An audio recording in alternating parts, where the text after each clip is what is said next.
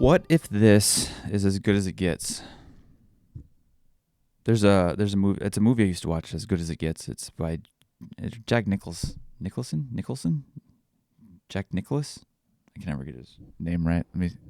Jack. I don't really fucking know. Jack. Guy who plays the Joker in the first Batman movie. Amazing dude. But there's a scene in that movie where he walks into, I think it's a doctor's office. It might be a psychiatrist's office. And there's a bunch of people in there waiting around. And he just walks in, like side shot on the camera. And then he just kind of peers over and goes, "What if this is as good as it gets?" And nobody says anything. And he just like turns back and walks through the door. And I used to watch that movie way too much. When I had lithium poisoning in 5th grade, where I stayed home for two-thirds of a school year, I watched a lot. I don't know why it hit me for some reason. Guy has issues, and I had issues. I still have. I think we all have issues. But that movie kind of hit me in a way. And then that scene popped up on some social media thing, and it made me want to watch it again. But then it made me go, is my life right now, is this as good as it gets?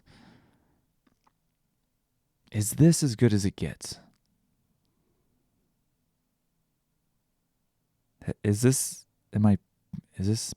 peaking for me? And I don't have the answer. Like,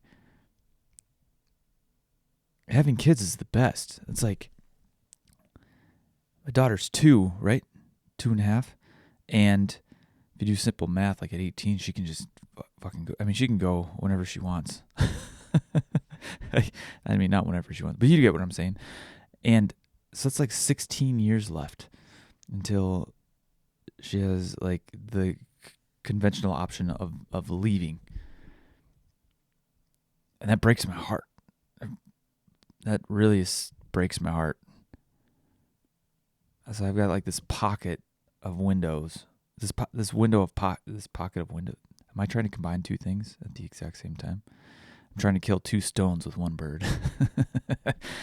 But you get what I'm saying. It's like, am I in it right now? If my kids leave, is it over? Is it like a victory lap, or not even a victory lap? Is it just, was that it? Is this as good as it gets? I mean, she's a toddler. She runs up to me and hugs my leg and then kisses my knee out of nowhere and just tells me she loves me. I love you, Daddy. It's the fucking best. And my son now, 6 months, he's in like a walker. He follows me around the house and just grabs my leg no matter what I'm doing. And he'll just smile at me.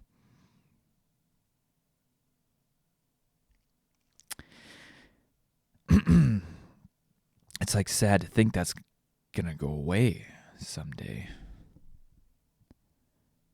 Because this is awesome. And is this as good as it gets? And it's kind of scary. Like, is it going to change? Is it going to change after the toddler years? I don't know. They won't need you as much, right? They'll have friends, which will. I'm happy I like just the thought of it. I'm like, I want her to have friends. I want her to experience that. I want them both to have that. I want them to try sports. I want them to try all these things. But the more they're doing all this other stuff, it's like less time here. You know, and I don't know what that's like yet, and it's scary.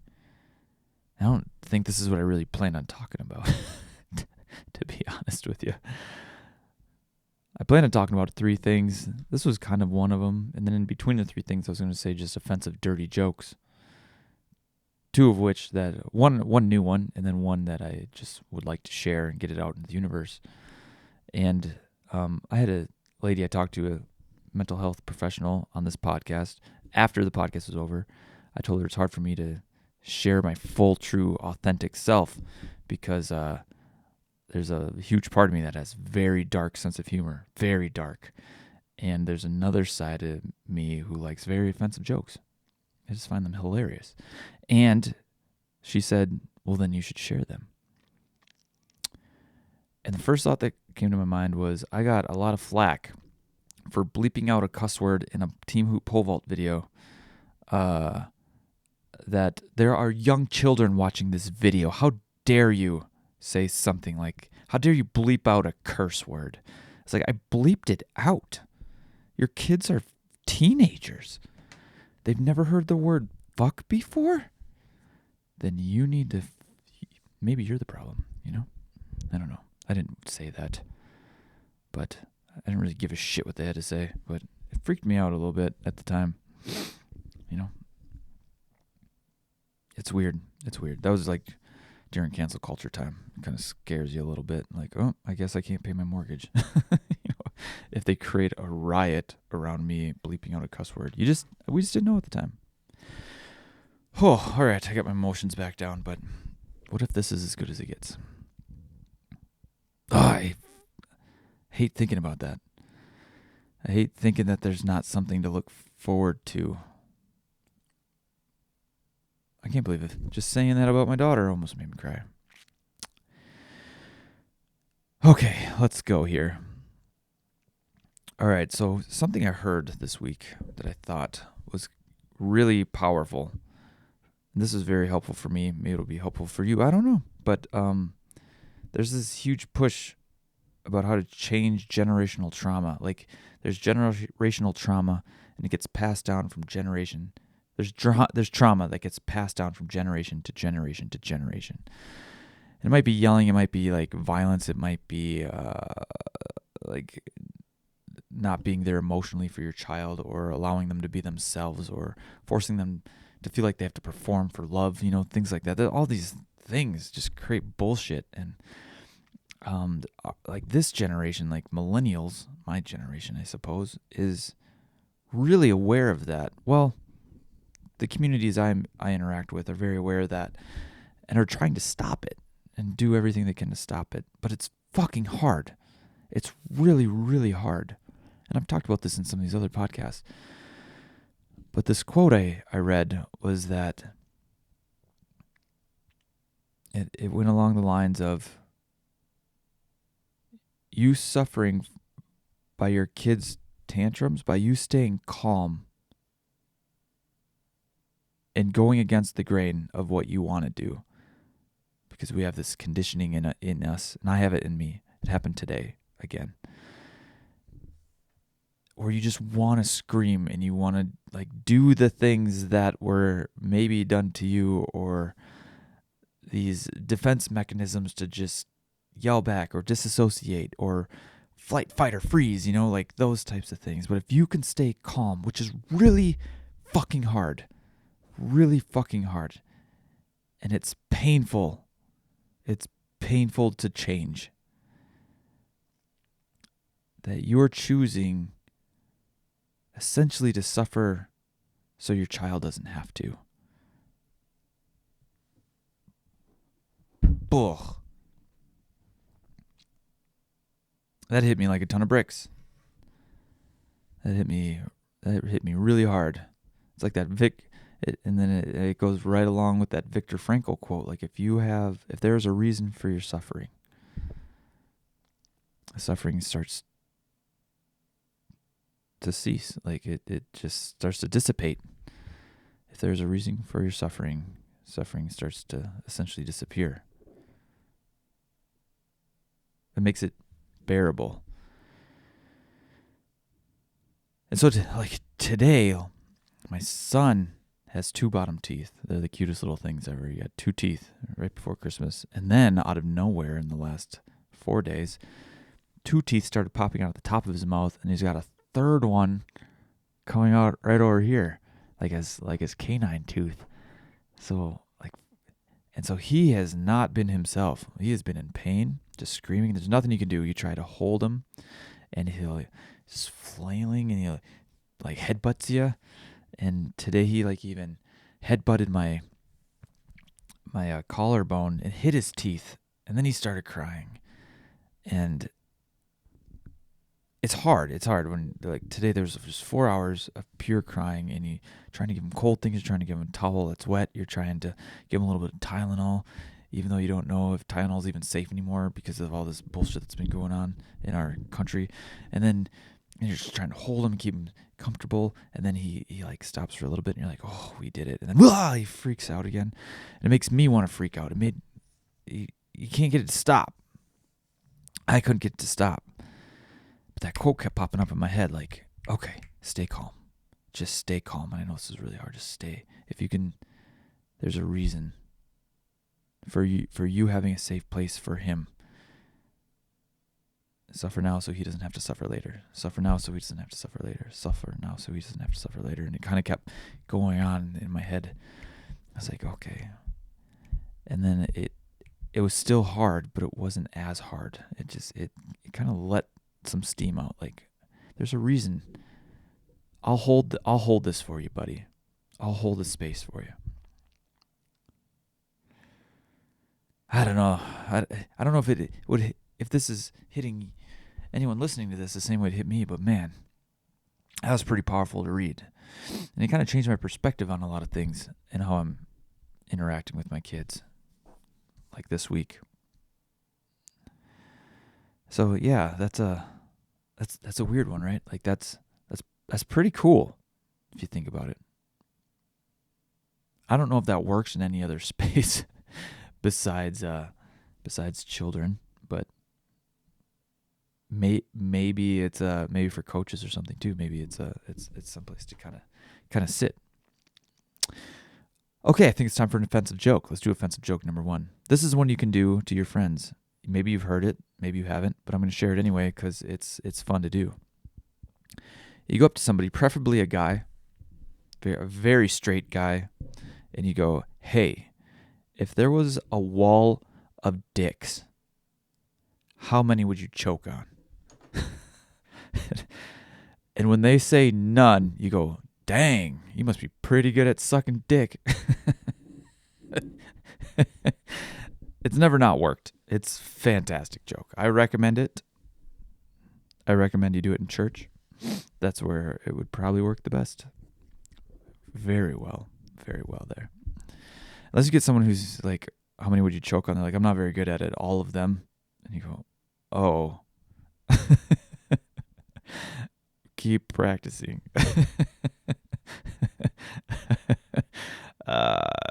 Yeah. So yeah, that was strange. What if this is as good as it gets? What if this is as good as this podcast gets? I feel like I'm entertaining a handful of my friends who watch this, and I appreciate you listening to my ramblings. It's kind of fun. Another thing we did this week is we were supposed to go up and see my brother, and that all kind of fell through because our dogs got fleas, which is fantastic. If it's so much fun to try and have a war against fleas. It's great. It's the best. So anyways, Carrie had a day off, so we went on a staycation, and so we went to a water park, like one town over. Stayed in their hotel, and let me tell you something about staycations. When you go on a vacation and you think it might be a little more relaxing and calm, and you get to just breathe a little bit and be in a new place and kind of check out the hotel and do all these things. No, not like that at all. Just so you know, no. Like, first time we went to the restaurant, one kid's screaming, and then the other kid's screaming, because I just mentioned the teeth thing, right? Like, his teeth are not great, so meltdown, and the other one had a meltdown. We were sitting there, and all I kept thinking was, oh my God, should we just leave after we ordered this food? Just go. We just need to. It's like dining and dashing without the dining. We were just thinking about dashing. Just dashing away out of there. And there was this nice older couple behind us, and this lady comes over and she goes, "You guys are doing such a good job." Because she saw Carrie, our son, out into the hallway to try and calm him down. And then when she got back, Amelia had a freak out. So then I picked up Amelia, and we went and looked at all the Christmas trees in the hallway. That same hallway. It was lined with Christmas trees. And to the point where she even looked into an ornament, and she saw her reflection. She goes, "I'm in that ornament." I'm like, "Yes, you are. Yeah, that's pretty cool. I wouldn't have noticed that, I don't think." So we came back, and that old lady probably saw that and goes, "You guys are doing such a good job." And I just went, "Yep, appreciate that. We are definitely in it right now." She goes, "I have 7 grandchildren." I was like, she's like, "And everybody says this to you. It goes really fast." And she said the same thing. It goes really fast. She goes, "And your daughter peeked over the seat," and I waved to her. And she got shy and kind of jumped down. I'm like, "Yeah, I was wondering what happened there." I'm like, I'm sorry. She waved to you. She goes, "Oh, absolutely not. It was a highlight of my meal." And in the chaos, there's like finding something like that makes you just kind of sit back and is like, is this as good as it gets? Am I going to look back when I'm her age, when the kids are out of the house, and go, man, that was the fucking best. Remember when we went on that staycation, went to the restaurant? It was just pure chaos, and we were tired, and the kids were freaking out, and that was the best. That was the fucking best. And that old lady kind of gave us a moment to go, yeah, this is great. This is the best. Or will we look back and be like, oh man, I'm so happy the toddler years are over? I don't think I will, because I'm already kind of looking back at this trip and feeling the same way. I'm not feeling the same way about trying to sleep, though. Both kids cried in the middle of the night, just yelling, crying, like, pfft. And you know when you're not at home, you don't have all the things that usually help. You thought you packed everything you needed, and then you're like, God dang it, I wish I packed that other thing. Yeah. Night was rough, and then we went to breakfast, same restaurant, same little meltdown with Luke. Amelia, on the other hand, learned how to dump salt into a bowl and lick it. She didn't like that very much. It was not great. And then learned that a buffet, she can have one bite of everything and not finish her plate. So we have to work on that. But yeah, the pool was great. She got a little scared because you can push the button and turn on all the little kid things, and it was just loud and a lot of like water, big water things shooting, like those giant mushroom things just kind of falling down. And we ended up playing, sneaking up on a ball in the deep end of the pool, and I was holding her. Kind of made Carrie and I realize like she got really comfortable with water over the summer, and then a couple months went by, and we're like, oh man, she's already not super comfortable again. So trying to find a place with a pool this winter. It's just like little stuff, like the staycation was supposed to. We were expecting it to kind of be relaxing and refreshing for us and the kids, and then all this other stuff kind of pops up when you do it. You're like, oh yeah, should probably do more of the pool stuff and remember what to do at night, so they're not freaking out. But the staycation, yeah, it was good. And then we went bowling the next day with my mom and her and my nieces and nephews and Auntie Sammy. That was pretty fun. It was Amelia's first time bowling. They made it 3 frames, and then they didn't want to bowl anymore. Pretty typical, pretty typical right there. Probably the highlight of that, though, is there was like a bowling ball left over. We were like 45 minutes after bowling was over, and she ran over out of nowhere, grabbed the bowling ball, and then Carrie and I were running after her, trying to stop her, and she chucked it right onto the plastic piece where the gutter is. Dang, I thought she cracked it open, and never seen a kid run so fast with a bowling ball or to knock pins down that weren't like lit up. Kind of crazy. I don't know. This probably had to be their story. Sorry you weren't there. Probably definitely had to be their story. Yeah. But that's in my head, and it was fun. And it was kind of another one of those reasons, like, is this as good as it gets? I don't know. One more joke? This is a pretty offensive joke here. You guys think you can handle it? This goes like this. I was eating out my grandma, and I tasted horse semen. And then I thought, oh, that's how she died.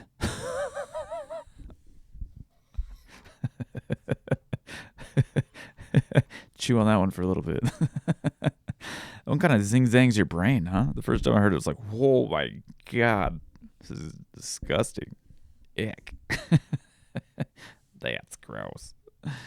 So let's talk about kids to that gross joke, and then back to one other kind of funny thing that Amelia's doing and kind of where my head's at. So Luke's teething, and he's putting everything into his mouth. And we talked a little bit last week about how your imagination's coming online in your amygdala, the thing that senses fear and sends out fight, flight, or freeze responses. So her imagination's running rampant. So anytime Luke puts anything in his mouth, Amelia thinks he's eating it. Like, literally going to eat it, and it's going to be gone. And so she grabs his walker and, like, pushes him. And we're just trying to keep Luke alive right now, you know? Like, it's kind of aggressive sometimes.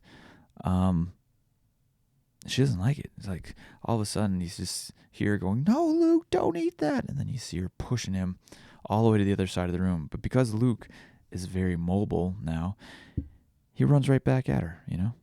It's it's really fun to watch. It's like the first time I've seen, like, sibling shenanigans happening between both them. And Luke, 6 months old, doesn't even know what's going on, but thinks it's funny. He just laughs. And so even when Luke runs over to me and grabs my pant leg, Amelia thinks that Luke is trying to eat her dad, which is hilarious, and I'm empathetic towards it at the same time. What else does Luke try to eat? The dog, a fork, a step stool, the refrigerator, all of which my daughter Amelia has freaked out, has meltdowns over it. And it's the funniest thing to watch. It's one of my favorite things to watch in the whole entire world. And I don't even think this is even interesting to listen to right now. But it's interesting to me because I keep thinking, like, is this as good as it gets? Is this as good as it gets? Will my kids listen to this down the road, learn these nasty jokes, and then also go, oh man, my dad really loved us? I hope so. Because sometimes I don't feel like I'm very good at expressing it. So sometimes I forget why I'm doing these. I just know I want to try and get one out every week. And it's like I need to put a reminder down on the top of my notebook that says, like, you're doing this for them. You're doing this for them, and you're doing this for you, so you can get what you want to say out in some way, shape, or form. And right now you don't have a lot of time, but you can find 30 minutes to just talk about how you feel, instead of trying to write a huge post or write a book or make a video, which is all just these really big projects. If I can find 30 minutes to just talk about what we did this week and what's on my mind, and how having 2 kids has affected me as a person.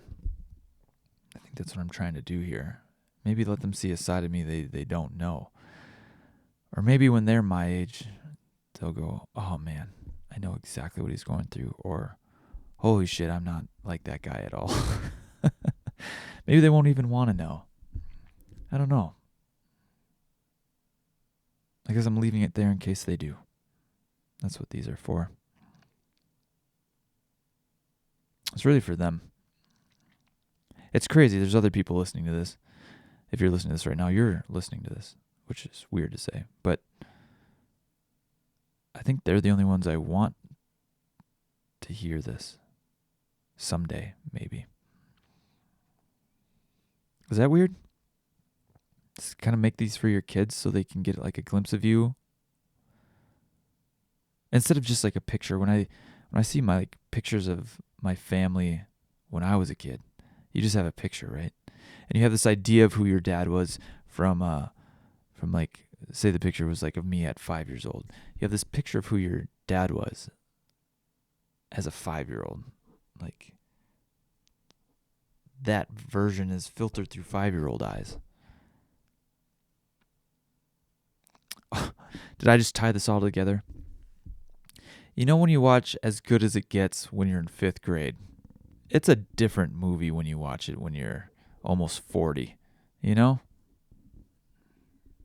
It's different. I've had the same experience with the movie Hook. Hook was my favorite movie growing up. I wore out VHS tapes. God damn, I want to be a Lost Boy so bad. I wanted to find that little jungle area they had. That looks so fun. Like, one side there was penguins and snow, and then you could just swing through the trees. Best tree fort I've ever seen in my entire life. But anyways, you watch that as a kid, and that's what you see, right? You want to be a little kid. You want to play. You want to do all these things. You just, these big jungles. You want to fucking fly, you know? And then as an adult, you see the lawyer. You see the dad wrestling with trying to have like a career, but also be there for your kids, but also like not lose your childhood. And you're in that, like, I have this thing of Robin Williams literally on my wall over here that says you're only given one little spark of madness. You mustn't lose it. And in that movie, it's like, it feels like he almost lost it, and then he found like that fun again, that inner child, and he's playing again. And as you get older and like fucking lower back starts to hurt and stuff, it's the worst. You can feel yourself fucking dying. And then you get tired easier. It's wearing you out. You don't know if it's like necessarily age or just you're watching two kids and trying to keep them alive. You know, that's exhausting too. Maybe it's both. So like I relate to Peter Panning, that he called himself, in that movie as an adult. Still love it. But it's a different movie. It's not the same movie. Which is really weird, right? Because it is the same movie. The movie didn't change, I did. I'm the one who changed.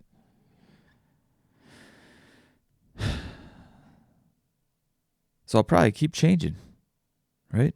And my kids will keep changing.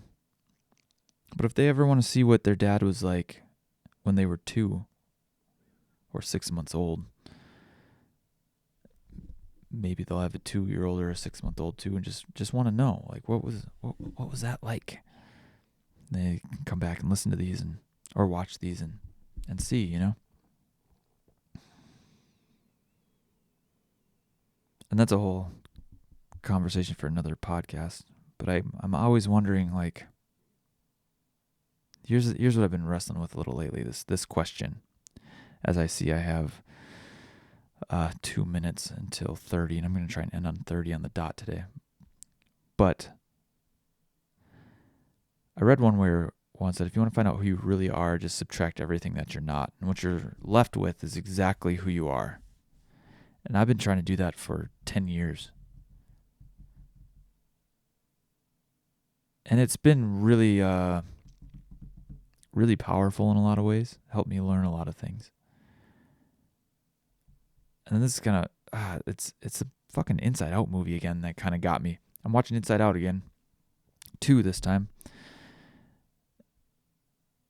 It's like these experiences kind of dictate who you are. And I talked about this a little bit last week. I'm still thinking about this, right? It's like, if you are constantly growing and changing, is that really who you are?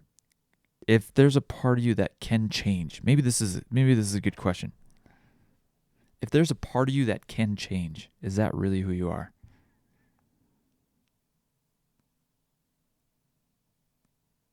Or what part of you has remained the same since you were born?